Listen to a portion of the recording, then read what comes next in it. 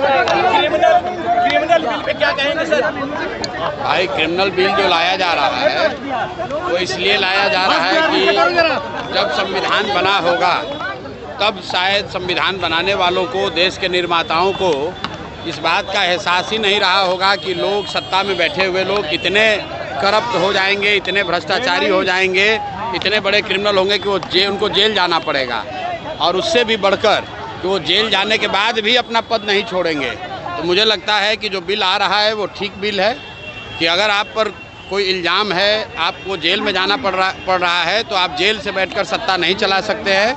तो ये कानून जहाँ तक मैं समझता हूँ ठीक है। देश में मुख्यमंत्री सुरक्षित नहीं है सर, आप बिना सुरक्षा के चलते हैं। देश में मुख्यमंत्री सुरक्षित नहीं है। मेरे भाई देखिए, ऐसा है, बहुत लोगों को लगता है कि बिहार में अगर आपको नेतागिरी करनी है तो आपको सुरक्षा लेकर चलना है।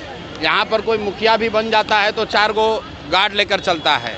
हम पिछले 3 बरस से बिहार में पैदल चले हैं, गाड़ी से चल रहे हैं, और इतनी बड़ी व्यवस्था है, लेकिन मैं कोई सुरक्षा लेकर नहीं चलता हूँ, क्योंकि मेरा विश्वास है कि अगर हम समाज के हित की बात कह रहे हैं, लोगों की जो परेशानी है उसकी बात कर रहे हैं, तो समाज मेरी सुरक्षा में खड़ा है। किसी तरह की सुरक्षा की कोई ज़रूरत नहीं है।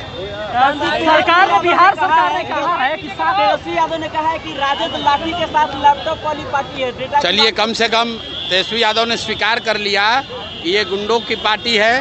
बताइए, सभ्य समाज में अगर कोई कह रहा है कि हमारा पार्टी लाठी वाला पार्टी है, तो उनको वो वही बात कह रहे हैं जो समाज राजद के बारे में कहता है। हम लोगों ने पहले कहा है कि राजद लाठी वाला, कट्टा वाला पार्टी है। जब इनकी सरकार थी तो लाठी, कट्टा, बंदूक, अपहरण, रंगदारी यही बिहार की पहचान थी। तो मुझे सत्य को बहुत देर छुपाया नहीं जा सकता है। तेजस्वी यादव ने स्वीकार कर लिया है कि ठीक है, हम लोग की पार्टी लाठी और कट्टे वाली पार्टी है। सीएम नीतीश कुमार 7,000 रुपया देने का ऐलान किया बाढ़ पीड़ितों को। भाई 20 बरस से तो बाढ़ की समस्या से निपटारा कर नहीं पाए। यहीं कोसी में 2008 में जो कटाव हुआ था, आज तक लोग विस्थापित हैं, उनको कुछ राहत नहीं मिली। पूरा सीमांचल में बाढ़ आया हुआ है, पूरा भागलपुर, मुंगेर के गांव कटे हुए हैं। ये हर बार बाढ़ जो है इन लोगों के लिए कमाने का संसाधन है। जल संसाधन विभाग सबसे बड़ा उगाही विभाग है। बाढ़ से लोग परेशान होते हैं और सत्ता में बैठे अफसर और नेता कमाई करते हैं।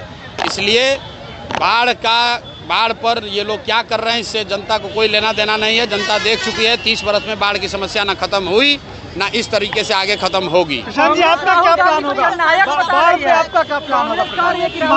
बाढ़ पर हम लोगों ने कहा है कि जन सुराज की अगर व्यवस्था बनेगी तो ये जितने कोसी